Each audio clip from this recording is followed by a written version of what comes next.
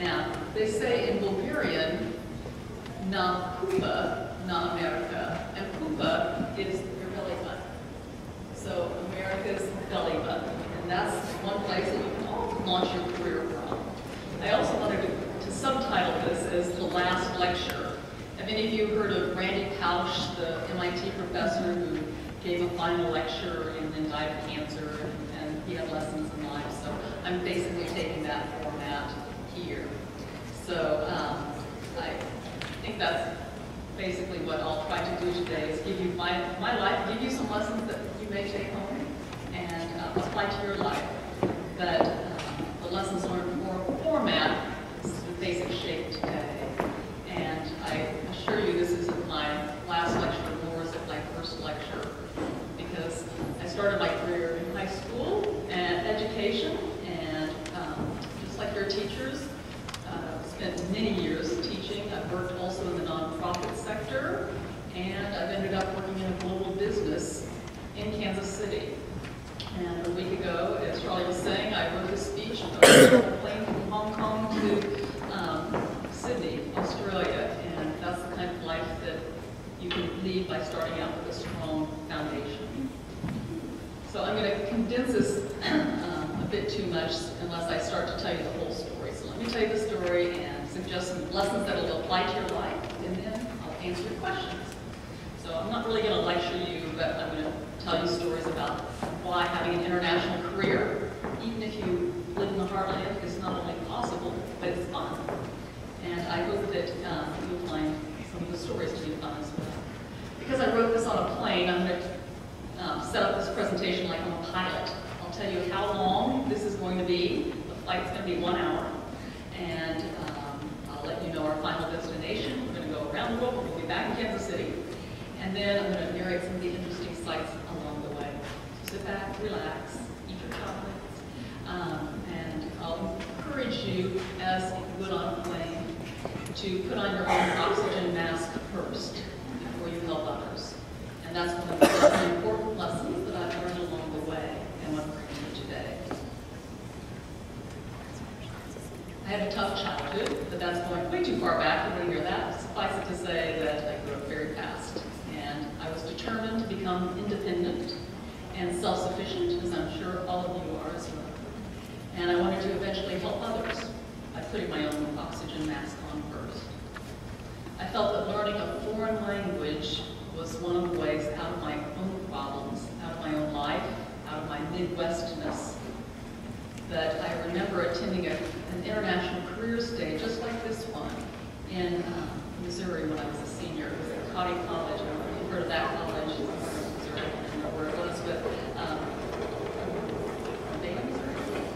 and while I was there, I remember sitting here thinking, I got to get out of here.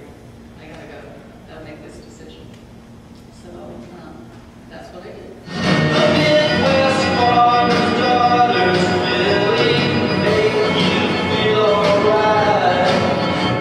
Now, before you fall out of your seats laughing, those were fashion glasses, okay, at the time. And I still retain my Lee Summit High School tassel, and that, so be sure to keep mementos along your way as your journey through life. That's another lesson, but not one of the 12 most important you'll learn today. So you can take the Midwest, the girl out of the Midwest, but it's very hard to take the Midwest out of the girl. I've come from the Midwest, and I've gone to the Far East, and I've come from the wheat belt and gone to the Iron Curtain, from the belly button of America to the armpit of Poland, which is Warsaw, if you've ever gone there. But when I travel abroad, I like to tell strangers that I was 19 years old before I met a foreigner. And the look on their faces, they can't believe that. I explained it to a business contact in Sydney last week, and she said that growing up in Australia, the opposite is true, that all of the schools are real melting pots of nationalities. Well, Midwest schools today, now, are becoming more of a melting pot. That's a sign of the times. And it's a sign of the global world that we're living in. But there's another life lesson here. And the lesson is about having a firm foundation in life to help you prepare for a future that may be even more global than the story I'm about to tell. So you should start with a firm foundation. considered using an underwear photo here for foundation, and thought that might be interesting to the teenagers. But your teachers will be relieved that you definitely made me pass on that and use building foundation. But the foundation is learning a foreign language. That's your firmest basis for a future. So what I'd like to do is just to have you stand up if you speak a foreign language besides English. Okay. Now stay standing and pass it. There's a difference between speaking a foreign language and stay standing, and if you only know one, sit down. If you know two or more, stand. If you only know two, sit down. If you still know three, stand up. If you know three, sit down. If you still know more than three, stand up. And here we have someone. How many do you speak? Four. Oh, what's your little present from Bulgaria then?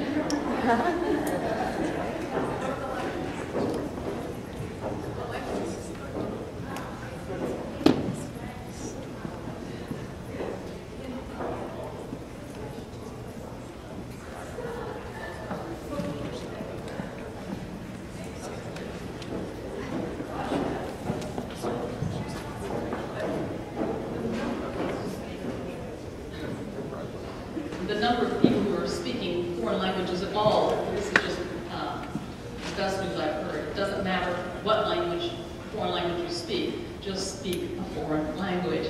It's worth the effort to overcome that inertia of insularity. We're becoming more and more a globalized world. It would be a disadvantage not to speak more languages. Foreigners are always impressed when an ugly American can speak another language, right?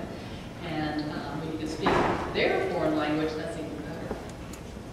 And this is just a picture of it when I downloaded my Yahoo email in Hong Kong last week.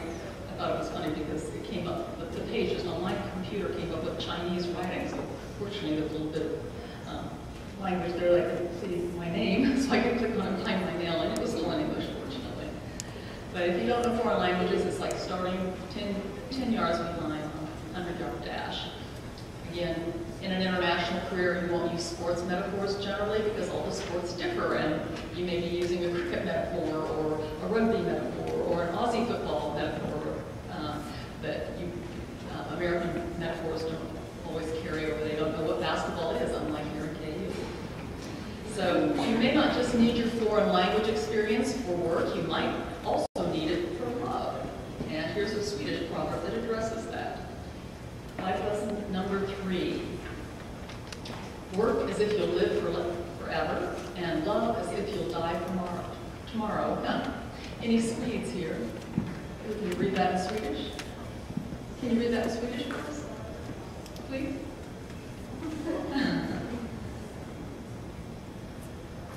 Can you even see it? Sorry.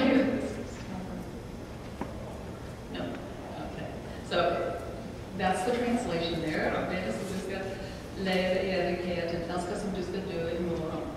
And that philosophy, again, can take you through life. Some of you will fall in love in other languages, not just work in other languages. Some of you will marry foreigners, and you'll need to choose a language of love and a language to argue in during your marriage. A decade ago, I married a Brit, and he's sitting back there. And you've heard that the U.S. and English are two nations divided by one language. Well, we've had our fair share of communications problems in the past. Did you know that if something is quite good in American English, obviously that's very good, you know? But if something is quite good in British English, that means it's just not good enough. It's not quite good enough. So we learned that about when somebody mentioned my cooking being quite good. And everybody was just quite good. It was not quite good. So again, I'm jumping too far ahead to the happily ever after ending of my story. So let's look back at the first, the 3 career paths. The first one is the education career path. And my high school education began in Lee Summit with the tassel. And my education career took place there and ended there as well. Are there any Lee Summit students in the audience? All Kansas like. In Lee Summit High School, I taught for 13 years in the same room where I was a teenager. And that was room 205. And as you remember my saying, I gotta get out of here. I felt that there must be a life outside the Midwest. An international career or careers awaited me, and I was happily surprised. Being a Lee Summit Tiger, I naturally attended Missouri University and I graduated with a Bachelor of Science in English and a business education degree from Missouri Southern State University in Joplin. And I got my MA in English at MU in Columbia. Can I say that at KU?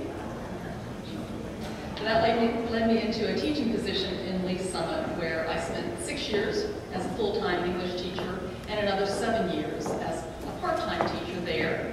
And then I taught at the University of Missouri in Kansas City in the English department in the evenings. And I also worked at the Kansas City Star, was an editor and a sub-editor and a reporter there on the weekends. So I had 3 jobs. That's definitely the American way, right? So with so much extra time on my hands, I started traveling overseas every summer. And I had studied French in high school, but unfortunately I didn't follow through with the French at university. So instead, on my summers in Europe, I picked up other languages. I studied Gaelic in Galway, Ireland, and Swedish at the University of Uppsala in Europe, in Sweden, rather. And there were a couple of summers that I took intensive Swedish, and then I came back and I started an after-school Swedish club for interested students at Lee Summit High School. So I think you should look around your school and see if any of the languages that you speak that others don't, that people may want to learn that language. Start a club in your school and get people interested in learning and give them the ability to learn another language. I also started to teach Swedish courses at Johnson County Community College in Kansas and Longview Community College in Missouri. And I had to close enrollment at 25 people for a night class every semester for 6 years. So there was a growing hunger in the heartland for all things foreign at that point. So teaching Swedish and English and working in a newspaper began to take its toll on my nerves and on my first marriage. Unfortunately, I divorced in 1988, and that's when I decided it was time to change my life. But the first step is always the hardest. And that's why, even though I thought I gotta get out of here, it took me 13 years to do that. I applied, though, in 1989 for a fellowship to teach abroad. It was a prestigious Fulbright fellowship, and that's the program that brought Annie Nodoro here from Zimbabwe, as she explained in the workshops today. Well, you may be wondering, well, how did this half-wit win a Fulbright? But the answer is that I was in the right place at the right time. On my application for the Fulbright Fellowship, I happened to mention that I had traveled occasionally in Eastern Europe. In fact, in the communist days, I had traveled to places like Poland and Romania and Bulgaria and dropped Bibles behind the Iron Curtain. Now, I also sold blue jeans behind the Iron Curtain on the black market, and I got into several scrapes doing that. But then I'd sell my story to the newspapers, and I'd make a lot of money, enough to pay for my trip abroad. Now, I am not recommending that as an international career, okay? I want to make that very clear to your teachers, but it didn't pay off in that way. Also, it certainly broadened my experience. But on my application, I had mentioned Bulgaria.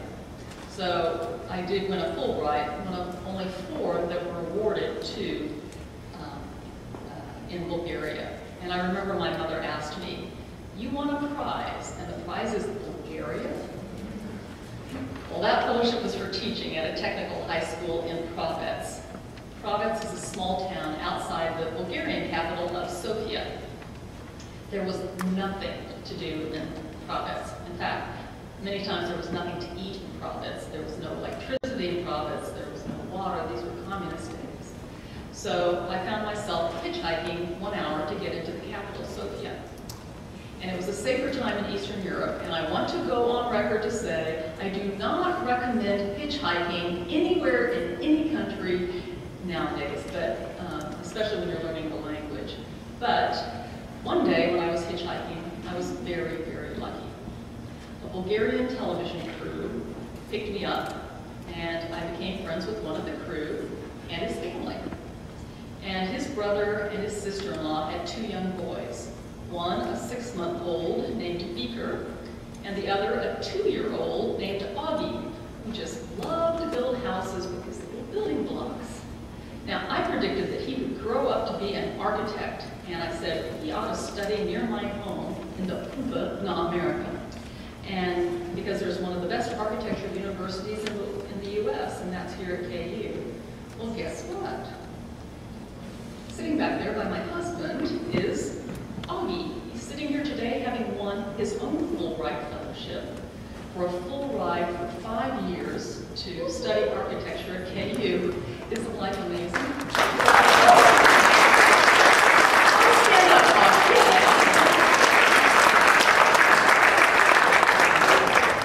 He's in year 3 of the 5-year program now. He stays with us on holidays and on weekends when he needs his laundry done. So here are a couple of pictures of Augie when he was little, and his brother on the right there as well. A few years later, there were 2 there, but I didn't want to blackmail him by having his mom send me some 2-year-old picture that was so cute, long hair. But the year was 1989, and that was about the time that most of you were born, right? And this 1989 was a pivotal year. It was the year that the Iron Curtain fell, and communism turned from bright red to a lighter shade of pink, at least, in most European countries. Bulgaria's revolution wasn't bloody, but all of the English language newspapers were looking for stories from the country.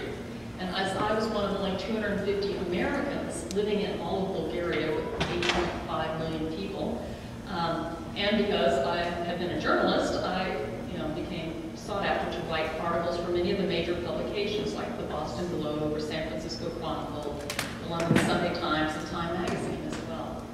So I was in the right place at the right time, and I had a front row seat on the bleachers of reform in Eastern Europe. Then in late December, the Romanians began to revolt against their despot leader, Nicolae Ceausescu. It was a bloody battle for Bucharest, and when it began, the borders were all closed, so no planes could fly in, and the journalists from the UK couldn't get in. But major newspapers needed someone on the ground to get the story. So the London Sunday Times sent my photographer, who was Augie's uncle, and me into Bucharest by train. I was the first woman journalist to get into the country and to reach Bucharest, and I was horrified by what I saw. Because unlike Nicolae Ceausescu, I did not face death with defiance. I ducked, and I screamed, and I cried. Bullets were flying everywhere. There were snipers in the buildings. There were snipers in the underground tunnels shooting up through the grids in the street. 5 journalists just like me were killed on purpose during the fighting. Ceausescu and his wife were eventually executed on Christmas Day. I'm not sure if you're familiar with the story, but it's an interesting one to Google sometime. Eventually the situation stabilized. I was filing reports from Bucharest, and one of the reports I filed was back to the news desk at the Kansas City Star, where my Irish boyfriend was working. He heard the distress in my voice and said, "I'm coming over to rescue you." Well, by the time he arrived, the fighting had nearly stopped, but I was certainly still shell-shocked, which is my excuse for saying yes when he asked me to marry him in the midst of all the mayhem. Now, I do not recommend marrying anyone when gunfire is involved, okay? I want to go on record again to say that. Yeah, good idea. Well, eventually, as the fighting calmed, he left and went back to work at the Kansas City Star, and I left and went back to work in Bulgaria, almost as if nothing had happened. Well, ironically, my career as a journalist was sort of sealed by that event. And I soared to the top of the field because, again, I was in the right place at the right time. But it felt like nothing was impossible at that time of my life. But boy, was I wrong. I continued writing for Time Magazine, for the London Sunday Times, for United Press International, and my career was really taking off. Bulgaria and Romania were hot. They were endeavoring to do something that was nearly impossible, changing from communism to capitalism. But food was running out in Bulgaria after the wall fell, and I was no longer able to eat at the U.S. Embassy because my Fulbright ended. Even though I was a journalist, the embassy privileges didn't extend to But Augie's family fed me. They were having to feed me, though, with their food coupons, which wasn't fair. So I felt I had to move to the West. And I moved back to London to work on the newspapers there. And as I was married to an Irish citizen, I was allowed to work there, and I edited for the Times and the Sunday Times and for Financial Times newspapers. My husband then moved there, and we tried to make this rather unusual marriage work, but some things are just not possible. And sometimes impossible is nothing, like the struggle that we went through. So unfortunately, that marriage broke up too. But without a visa, a UK visa, I couldn't stay in London. And I'm sure Judy Bordeaux, the immigration lawyer, talked to you about these visa problems. So I ended up moving to Munich, Germany, and that's where I could get a visa to work for the US government. I started working at Radio Free Europe, which is a US government-funded radio broadcaster, which broadcast into Eastern Europe and the former Soviet Union. I studied Russian and German in the evenings, so I could then speak a bit of those languages, along with my French and Swedish and Bulgarian. But my language skills and writing abilities helped me to land a position in their research department. And George Soros, who is a Hungarian businessman, I'm sure that Charlie knows him, having spent time in Hungary, and he's a philanthropist. His philosophy is make money in the West and spend it in the East. Nice guy. He had a lot of money to spend as well. I was on a project working for him on an education project in Bulgaria. So I used that connection to get into Radio Free Europe and began traveling in Eastern Europe and the former Soviet Union, and moved to and visited places like Kazakhstan. But one day, President Bill Clinton's budget axe fell on Radio Free Europe and my head, and he said he was moving the operations to Prague in the Czech Republic. Now, I decided I didn't want to move back to Eastern Europe. I had done my time there, and I was out. So the day that that was actually announced was the beginning of my happily ever after part of my story. The day that Clinton announced Radio Free Europe was moving to the Czech Republic, I got a call from my department chairperson, where I'd been teaching at the University of Missouri, Kansas City. Remember that? 10 slides ago. He heard that I was at Radio Free Europe, and he heard that I was now job hunting because that day I decided not to go back to Eastern Europe. So he said, well, why don't you come interview for a job in Switzerland, teaching scientists to write at a pharmaceutical company in Basel. So I went for the interview, and on the interviewing committee were my former UMKC professor, my department chairperson, Mike Vivian, an American who represented my past. There was a Canadian-Swiss woman named Patricia Seaman, and she was running the project at the pharmaceutical company. She was my president. And then there was a British man interviewing me named David Ward, who was my teacher. I got the job. But I really wanted a job where no one would shoot at me anymore. I didn't want to mar my natural beauty, as I had so little left, as you can see from this photo. So I was just happy that they only shot at me with cameras there. So I entered a relatively safe world of business. No one has shot at me since then. And I expect all of you will be following different but equally exciting paths to get to your international career. I heard some of them at lunch, the people at lunch were saying how they got to their careers. And I'm sure Laura Dobson earlier told you how to do that with a basis in a KU study abroad program. That's another good foundation. So I'm just stopping the narrative for a minute to encourage you to be courageous and follow your dreams. As long as you have that good foundation and that good education, you can conquer challenges and be successful. That's the American way, right? And it doesn't matter which international career path you choose one. It just starts there. Well, I followed my dream of having a successful career in international business and a successful marriage. And that's why I moved to Basel, Switzerland. And that's the place where Switzerland and France and Germany meet. In fact, there's one place you can put your foot on a spot where you can have your foot in all three countries at once. That's fun. Has anybody ever done that in Switzerland? David has. Yeah. But that it was so exciting because there were so many nationalities in one place.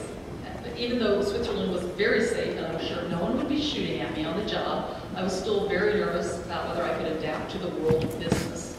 After all, I've been a teacher, I've been a journalist, I've been a researcher, but I've never been a businesswoman.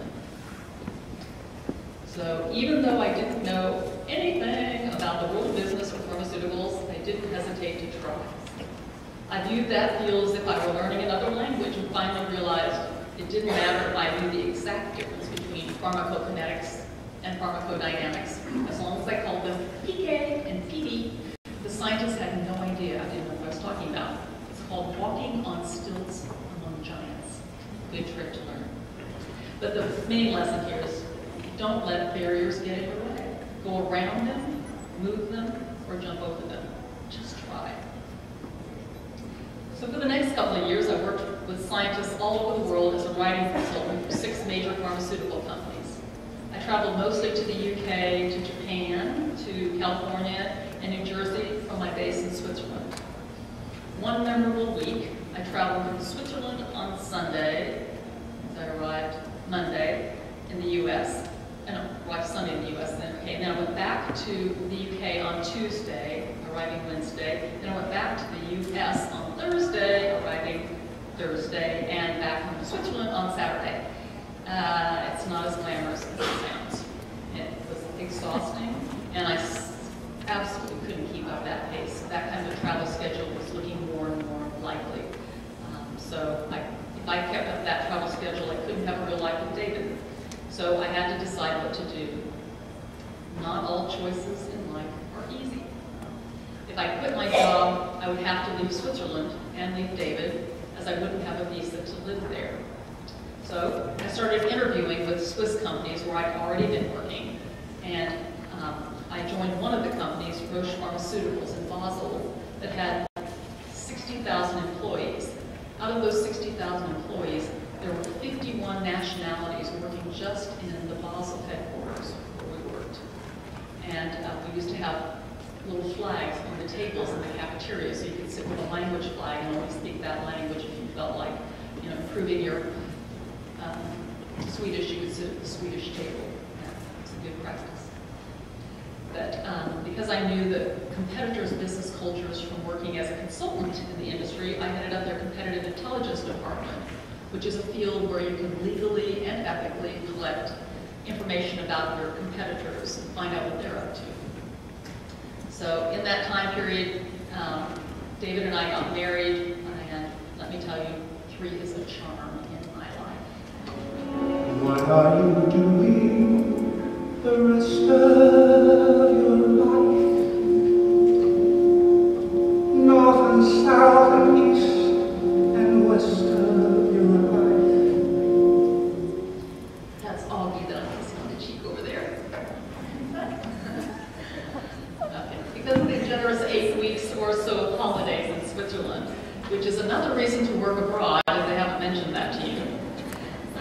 I had time for a part-time job at the same time as I had a full-time job in the pharmaceutical industry with competitive intelligence. I took a part-time job as a rhetorician at a company where David consulted. It's called Zurich Financial Services. They own Farmers Insurance and financial companies. Well, they did before last week. I have no idea what's happened to it now.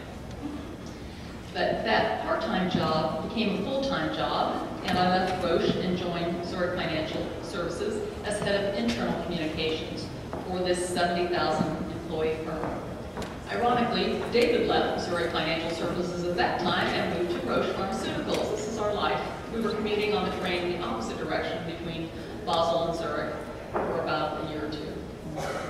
But communicating internally in a large global firm like Zurich Financial Services had its challenges. In Zurich Financial Services, every employee communication had to be in 3 languages. Everything was translated into German, French, and English, and all 3 languages were spoken among my team of 20 people. I love the challenge, and I love the new field of corporate communications. Unfortunately, my boss, the chairman and the CEO of the company, lost his job.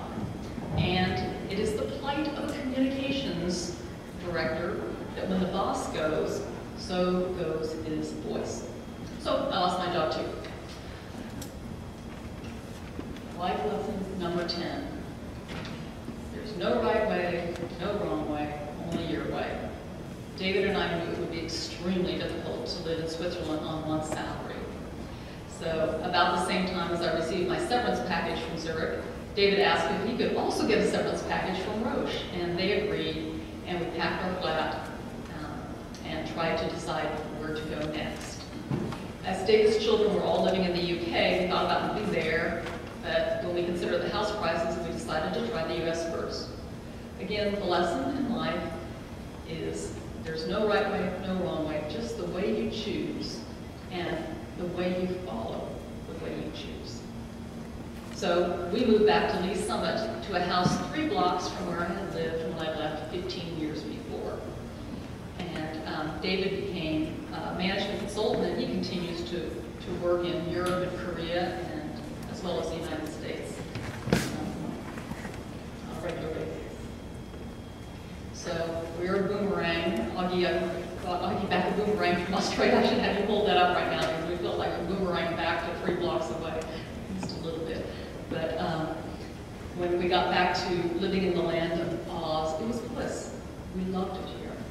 I took a job at GE, General Electric, and their insurance solutions, and headed their global internal and external communications for one of their divisions. And I too continued to travel to Europe, but mostly to Germany and to Monte Carlo and to London. So we were frequently able to see kids and 2 granddaughters who are now 3 and 5. But then my boss lost his job. Guess what? I lost mine.